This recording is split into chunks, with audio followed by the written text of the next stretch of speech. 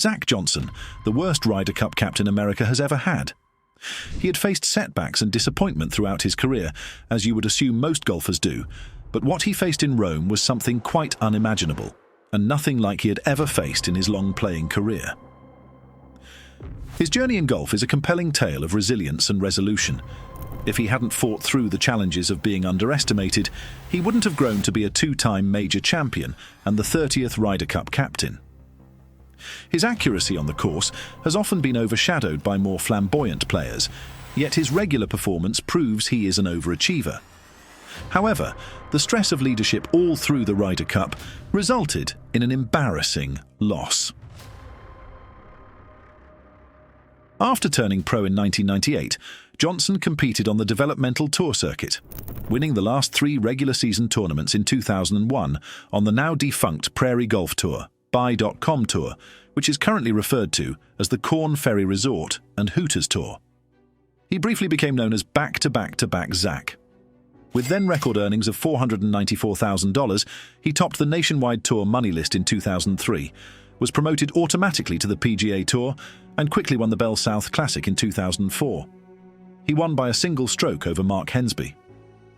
At the Masters tournament in Augusta, Georgia, in April 2007, Johnson emerged victorious in his maiden major championship, defeating runner-ups Tiger Woods, Retief Goosen, and Rory Sabatini by 2 shots. His 289 one-over equaled the record for the highest score at the Masters. Following his triumph, Johnson's rating in the world fell from number 56 to number 15. He became the first player outside the top 50 to win the Masters in the rankings history, which was formed in 1986. Johnson became the first champion since Mark O'Meara in 1998 to come back from behind to win after 54 holes, and the first winner in 17 years to not emerge from the last pairing. Tiger Woods, the top player in the world, and the rest of the field were defeated by Johnson, who came into the tournament as the 56th ranked player in the world and a one-time winner on the PGA Tour at Augusta National Golf Club. Johnson won the Masters by 2 strokes over 3 players after closing with a 3-under par 69, one of just 8 rounds in the 60s during the competition. After rounds of 71, 73, 76, he was 2 strokes behind Stuart Appleby's lead going into the final round. He ended up being one of just 5 players in the field to have at least 2 subpar rounds over the week. Woods, who led the competition after 5 holes on Sunday and finished with a 72-hole score, was among the runner-ups. For Woods, a 4-time winner looking to win a 3rd straight major, it was his first ever runner-up performance at the Masters. Johnson shot 10 fairways and 12 greens and required just 27 putts to win the final round. He tied for 2nd place in driving accuracy, hitting 45 of 56 fairways, tied for 4th place in regulation greens with 44 of 72, and tied for 10th position in the least number of putts made, 112 over the week. In the final round, Appleby shot a 75 to tie for 7th place, 4 strokes behind Johnson. "I think Zach was emotionally a lot sharper than everyone else," Appleby remarked. "Zach knuckled down and got it done." Johnson won in his 3rd Masters appearance and his 12th major championship overall. His best major result came from a tie for 17th in the 2005 PGA Championship. His best Augusta National performance to date was a tie for 32nd in 2006. Johnson defeated Ryuji Imada in a playoff to win the AT&T Classic for the 3rd time on the tour, 6 weeks after taking home the Masters trophy. Johnson rose to 13th in the world rankings after winning. At the Valero Texas Open in October 2008, he won his 2nd career PGA Tour event and his first outside of Georgia. With rounds of 62 and 64 over the weekend, he finished 2 shots clear of a group of players pursuing him. Johnson defeated James Driscoll in the playoffs to win the Valero Texas Open in May, after winning the Sony Open in Hawaii in January 2009. Johnson made history on the PGA Tour by shooting a 60 in the 3rd round. He had previously a 60 at the 2007 Tour Championship. Johnson had his 6th victory while on tour. A tie for 2nd at the John Deere Classic and a single 3rd place finish at the Arnold Palmer Invitational are 2 more 2009 highlights. With a career high ranking of 4th on the money list, he concluded the season. After a difficult start to the 2010 PGA Tour season, he turned things around with his 8th PGA Tour achievement, which came at the 2010 Crowne Plaza Invitational at Colonial. Zach finished in the top 10 4 times in 2011. His best result was a tie for 3rd at the John Deere Classic. With his 2 victories at the John Deere Classic and the Crowne Plaza Invitational at Colonial in 2012, he now has 9 career victories on the PGA Tour. He also placed 2nd at the Players' Championship and the RBC Heritage event. Zach was also selected for the 2012 Ryder Cup squad, which was held in September at Medina Country Club. As Zach's caddy, Damon Green has played a significant role in his journey. Green, who is well known for his expertise and strategic understanding, has been helpful in Johnson's on-course achievements by guiding him in navigating the challenges of high-stakes competitions. Since Johnson's debut season in 2004, the Johnson-Green combination has been one of the PGA Tour's longest-running player-caddy partnerships. Johnson won 11 of his 12 PGA Tour championships during their time together. He would go on to collect 2 more PGA Tour wins at the 2013 BMW Championship and the Hyundai Tournament of Champions in 2014. This would set him up for his final major in 2015, none other than the Open Championship. Only 6 golfers have won major championships at St Andrews and Augusta National: Tiger Woods, Sam Snead, Jack Nicklaus, Nick Faldo, and Seve Ballesteros. Zach Johnson would add his name to that list of golfing royalty. Zach, who defeated Louis Oosthuizen and Mark Leishman in a 4-hole playoff after finishing with a closing 66 at the home of golf with a 30-foot birdie putt, described his experience as humbling and surreal. His victory occurred 8 years after he won the Masters, where he overcame Woods, Rory Sabatini, and Retief Goosen by 2 strokes. Since the official world golf rankings were established in 1986, he is the only player from outside the world's top 50 to win that title.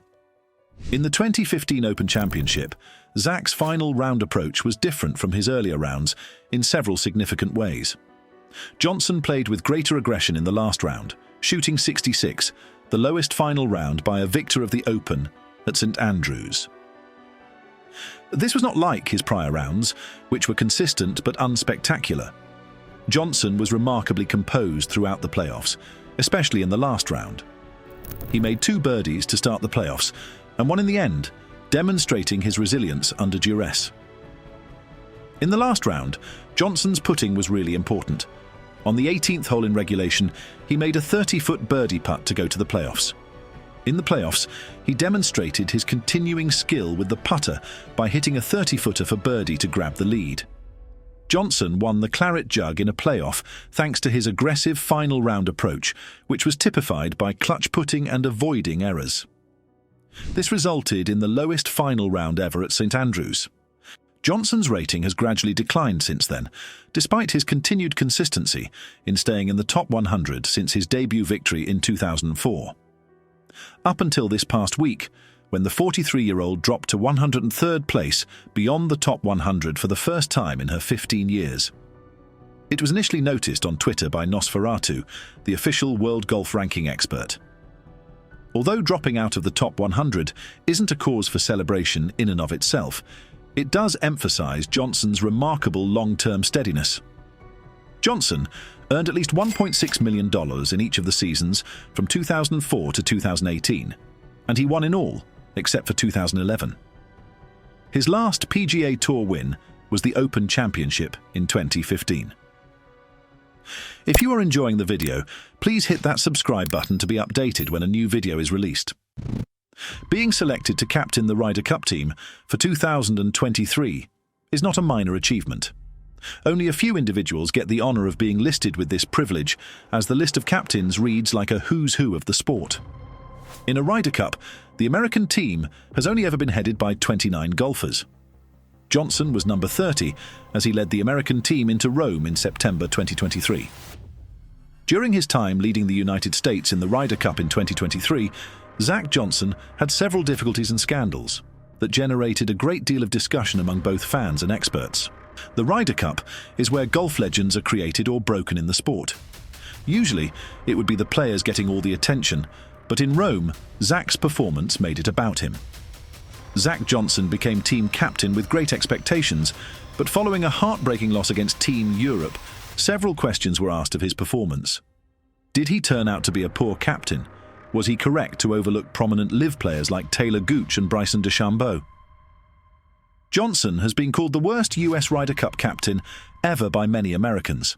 The United States lost 16.5 to 11.5, and Johnson is certainly not the only captain to fail to bring home the prized gold trophy from Europe. However, the way they lost infuriated a lot of American supporters, as writers and editors explore the most talked-about subject.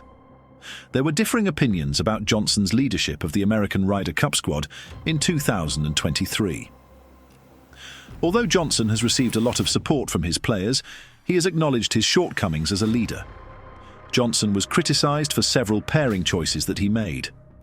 Josh Sens, a senior writer at joshsens.com, questioned the Scheffler and Burns foursomes pairing, citing their poor two-man President's Cup record and Burns' wildness.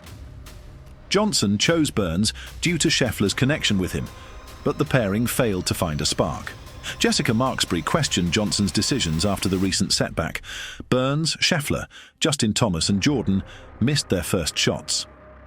Replacement players' impact was uncertain as the Europeans dominated. Zephyr Melton criticised the team's decision to lead off with a losing foursomes pairing and bench Justin Thomas for the morning session, stating that the captain's lack of proper decision-making and players' need for improvement were significant issues. Johnson specifically cited time management. He said, "The common denominator that I go back to, that I wish I could have changed, or not changed, I wish it would have dawned on me earlier, is just the pure commodity of time and understanding that it's precious. The US team, consisting of 12 players, is well rested, but some question if they are too well rested. 9 players haven't competed in over a month, while only Justin Thomas, Max Homa and Brooks Koepka played in the 5 weeks between the Tour Championship and the Ryder Cup. The European team, on the other hand, entered the BMW PGA Championship 2 weeks before the Ryder Cup.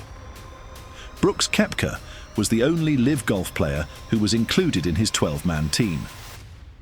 To complete his team for the competition at Marco Simone, Zach picked Koepka, Justin Thomas, Jordan Spieth, Colin Morikawa, Sam Burns and Ricky Fowler as his 6 wildcards. Taylor Gooch and Bryson DeChambeau, 2 live players, were mentioned as potential wildcard picks, but Johnson looked elsewhere. Gooch won 3 tournaments on the Saudi-backed circuit in 2023, while DeChambeau, who was ranked 54th, made a statement by winning Live Golf Greenbrier with a 13 under 58. When Johnson was asked if he had contacted the Live golfers regarding his choice, he said that because Live players were too far behind in the standings, he did not inform them of their Ryder Cup rejection. Stars of Team USA's Ryder Cup team stand up for Zach Johnson after he took responsibility for their defeat. Although Team Europe defeated Johnson's squad 16.5 to 11.5 in Rome, he was proud of their dedication and determination. He said that he still had some remorse for his team's crushing defeat in Italy. To divert attention from their captain, 3 of his players vowed their support for Johnson. Thomas told the Palm Beach Post, "The number one regret he should have is we should have played better." He placed the blame on himself and his teammates. "Zach, it's easy to look back after a week where they just played incredibly better and we didn't play well," we all told him. As a leader and 2-time major winner, Johnson has encountered many difficulties throughout his professional life. New difficulties arose from his captaincy, such as scrutiny and leadership weight. Despite setbacks, he has shown remorse and taken lessons from them, demonstrating his genuine concern for the success of his squad.